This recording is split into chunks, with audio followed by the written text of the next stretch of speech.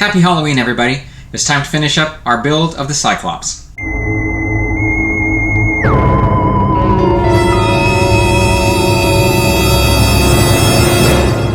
Well, hey guys, and welcome back to another Interesting Modeler. This is now part 2 of my Cyclops build. This again is a model from Xplus Models. It's a 1/35th scale model of the Cyclops as seen in the 7th Voyage of Sinbad. Now, if you've been following along, you also know this is a buddy build. My friend Marc Fraley is also building the same model, and he has decided to add a few other elements into his display. He's 3D printed a bunch of stuff there to add in, and I just can't wait to see how all this is turning out, so we'll catch up with him shortly. To catch you up on my end now, I've completed the creature, and I'm ready to move on to the other elements of this model. This includes the cage, which has a little figure inside of it, and we also have a club as well as the display base. Now, let me mention a few things about the cage. So the cage is a piece that has 2 complete sides. The other adjoining side is actually shorter or smaller, and there is no back side. Now, there is a reason why it was designed this way. Now, I will say I'm not sure why they didn't design a backside, but there is a reason why it's designed with a shorter side on one end. Let me share this model with you here. This is a build that was completed by modeler Stan Hyde. He was showing this on Facebook not long ago. So he did a beautiful job. You can see all the colors and everything he added in. And this picture now shows the backside that he had constructed. But also you'll see as we look towards the bottom here now, the cage is designed to follow the contour of the display base so that there is no overhang. So really nice job there, Stan. Thank you very much for allowing me to share those pictures. So after seeing that post, I was inspired to do the same, which was to create the backside there with skewers. But Marc messaged me to tell me that he had created 2 parts for the cage. One was a replacement for the shorter side. The other was for a backside. And I did print them both, but after giving this some thought now, I think I'm going to go ahead and just use the backside of the cage, and that way it'll allow this to be put into place the way it was designed to be so that it would follow that contour, again avoiding that overhang. Now Marc, on the other hand, is going to be constructing a larger display base. He's not depending on this one, so he has more than enough room to build out the cage, which makes it more of a rectangle. Alright, well, I'm ready to get started here with this part of the build. Let's go ahead and begin. Okay, so here we now have the completed cage, and what I've decided to do as I was editing this video is that I thought it would be more efficient to do a summary of the steps I took to get here. So first of all, let me just review the parts that came with the model kit. We've got the 3 sides of the cage here. We have the floor, the roof, and some other pieces that go along with the roof that include this hatch and some other odds and ends for that. Now here are 3D printed parts designed by Marc Fraley to complete the cage. And as mentioned, I ended up using only the part made to complete the back side. Now first, let me show you one of the modifications I had to make to this piece. If you look at the molded pieces, they include the bindings that hold the post to the crossbar. Now because we're on a bit of a time crunch, Marc left them off the design with the intention of physically adding in some string to the piece to simulate those bindings. Now Marc suggested ordering this item from Amazon, which is a thread that resembles rope, used as rigging for model ships and boats, but it ended up being a little too thin. So I decided on a different approach. Let's take a look. Well, I got the rigging in. Unfortunately, it is as thin as thread. The picture on Amazon made it look a lot thicker than this, but it's not going to really work for our purposes here, so I'm going to set that aside. I think Marc is combining or intertwining a bunch of this stuff to create a thicker twine there, but I have another solution here. I happen to have this string here. Just happen to have it in the drawer somewhere, and so I'm snipping off pieces now, and I'm thinning it down by just unwinding it, taking some of this away, and using what's left there as the rope. So I'm just attaching it here with tacky glue, which is working pretty well, and so I'm just doing one side at a time. So I'm going to go ahead and do this side here. Just placing the twine onto that area like so, and then winding it from the back side here. And it's drying fairly quickly. I'm using a hairdryer to make it go along a little faster. But I apply one side first, then crisscross the other after this is dried. And so it's going to look like this. And then once this is all dried, I'll snip off the extra on the back side here. And yeah, that should work. So it's going to be a little time consuming to do this. I'll get you caught up here in a minute while I get the rest of this done. Well, all the bindings now are on, and it took me about an hour to do this. It was a little easier than I thought it was going to be, although it was a little time consuming. But the twine worked out perfectly for this, and the tacky glue was great. I also applied a little bit of glue along here, as you can see, with just a brush. Once this hardened, it's really solid and in place. So I'm going to let this dry a little further here. In fact, I'll just let this dry overnight just to be sure, and we're going to move on to these other pieces. So as you notice now, I have everything painted black because that's the way you want to start. So the first piece I'm going to demonstrate on is this piece here, which is the floor of our cage. Well, I decided to actually continue with the bars instead, and I think I ended up with a convincing effect here, making these look like wood posts. So take a look at this screenshot first. These are the posts you see in the movie, and as you can see there, the outer covering or bark is kind of a brownish gray color, so I wanted to try to duplicate that. So let me go ahead and walk you through this now. So the first step was to apply a color called Camel from Folk Art, which is a yellowish tan color, and this was just roughly applied along the surface. You really don't need to cover the entire piece. Now the piece was initially painted black as a kind of like a primer. Next was to apply a mix of Sea Gray combined with Tierra Earth from Vallejo Game Color. Now you notice that this was painted on using a brush rather than an airbrush. Again, the colors do not have to completely cover the piece, as you want some of the layers underneath to show through. Next, I chose a Saddle Brown from Vallejo, again applying in a very similar manner.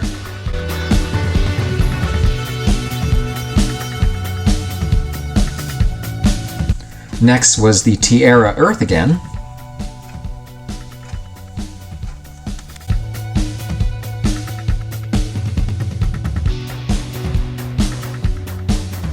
Now next I ended up applying a dark wash, and this is a wash that I made myself using a brown and black mix of craft paint that was just watered down, and I applied a drop or two of dishwashing liquid to the mix to help it flow across the surface better.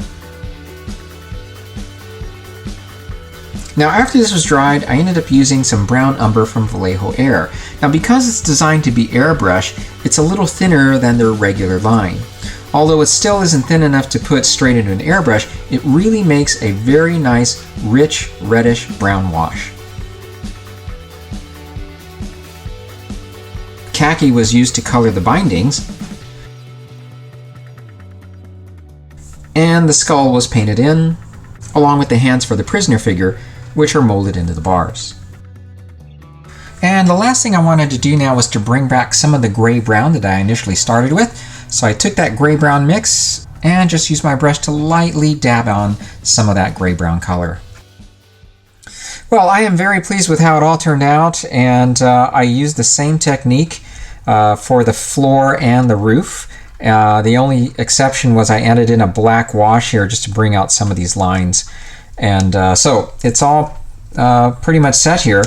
Prior to assembly, I have to add in the figures. I've already painted those. Let's take a look at the figures.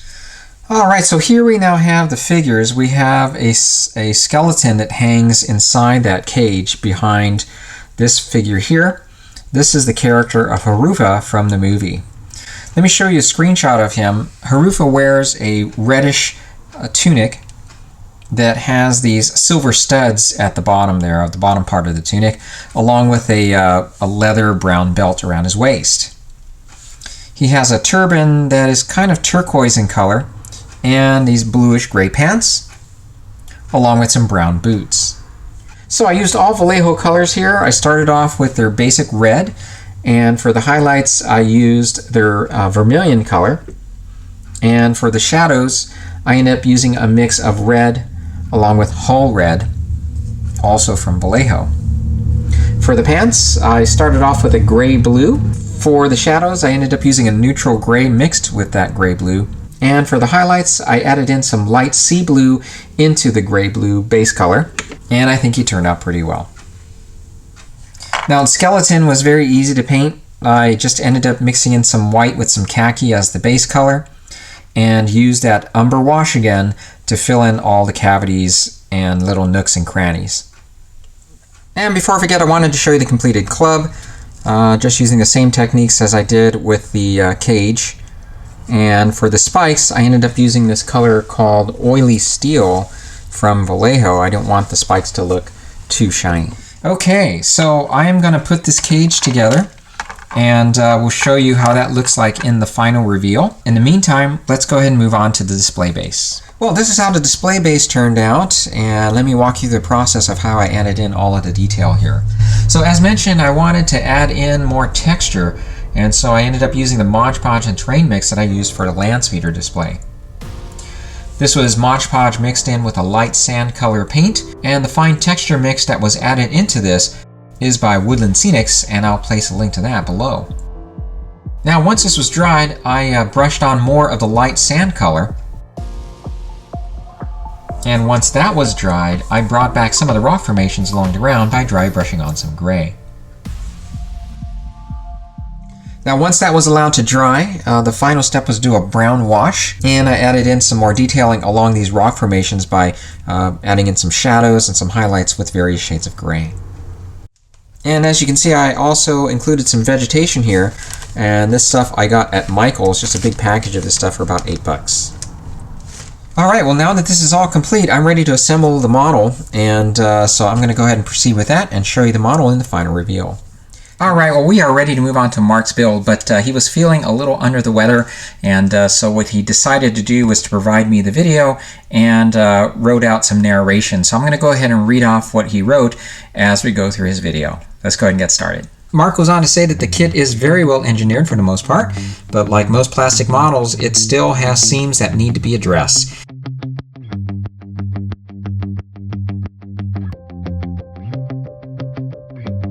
Now the epoxy clay that he is using is called Epoxie Sculpt, made by a company called Small Town. I believe that's how you pronounce it. It's available on Amazon.com. I'll go ahead and put the link below. And he uses the putty here to form it over the seams and sculpt it to match the surrounding textures.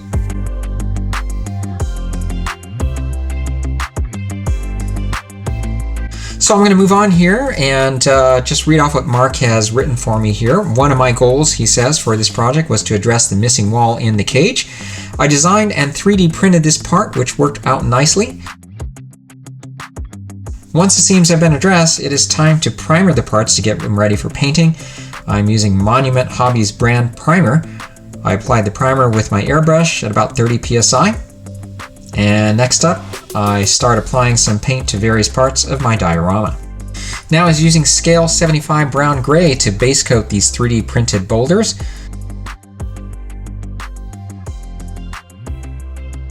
And next he applies Monument Hobbies Bright Warm Gray over the stone. Bright Warm Gray is used for additional highlights, and Payne's Gray is used for shadows. A dark yellow-green by Monument Hobbies is glazed over the boulders to simulate moss. Off camera, the base for his diorama was created using air dry clay for the terrain. Mod Podge matte mixed with Woodland Scenics fine turf is applied over the clay base to seal it and add texture. The primered base is dry brushed with scale 75 brown gray and Monument Hobbies Bright Warm Gray.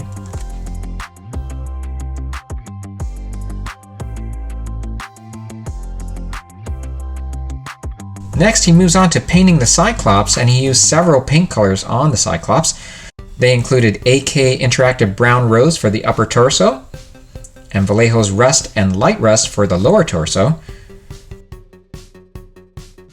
And you can see the entire lineup here.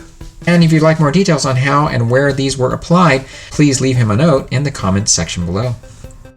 Now another goal for this project was to simulate the fire beneath the roasting spit, where poor Harufa is getting cooked. He used Evans Design's Campfire LED kit. He soldered the wire to the battery hookup and switch that comes with the kit. And here is the result.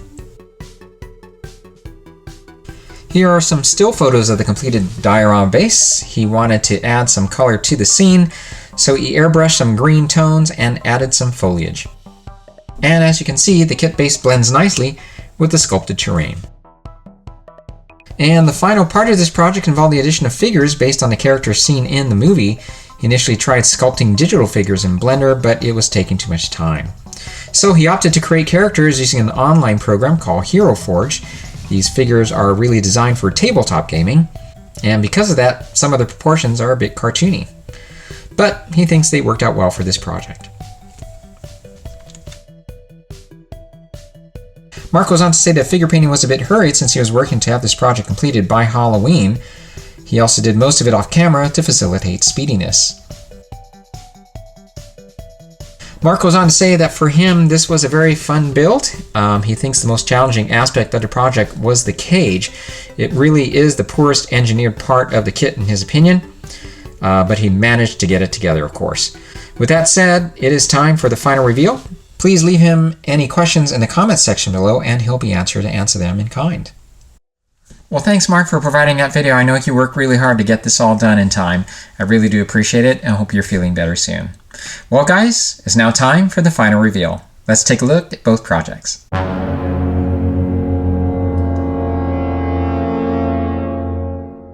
Alright, so here is the completed build of the 1/35 scale Cyclops from Xplus Models.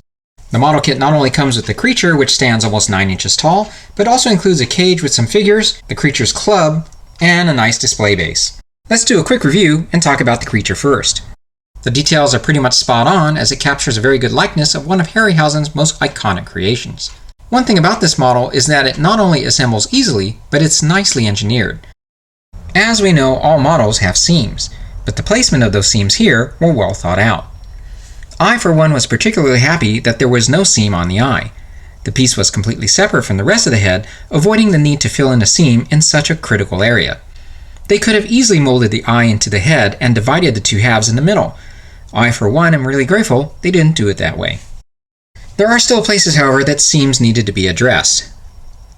The places that needed the most attention were the waist, where the torso joins the lower half, along the hip joints, and along the legs, although the ones along the sides of the legs were not as obvious as the others.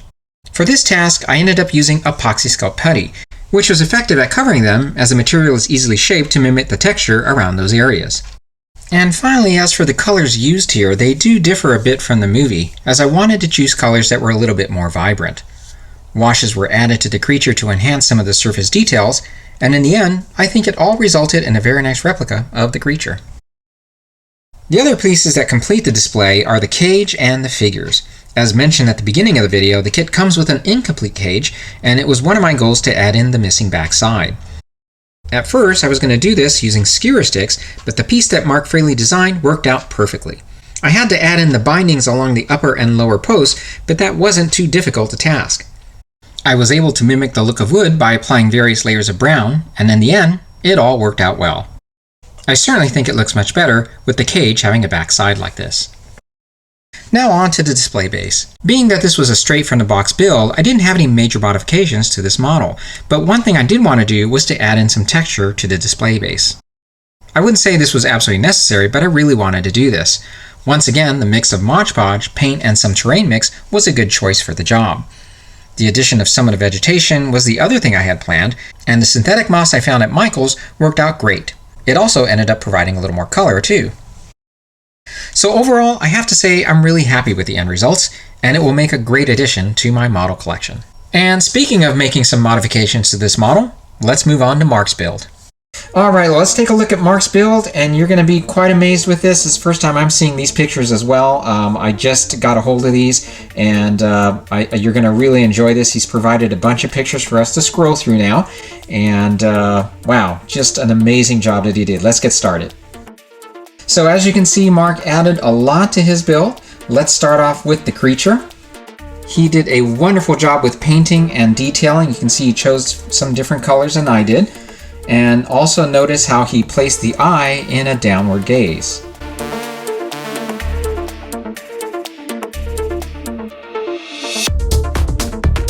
Beautiful job there, Marc. And next we move on to the cage, and as you can see, he went on to build a complete cage by replacing the shorter side along with adding the back.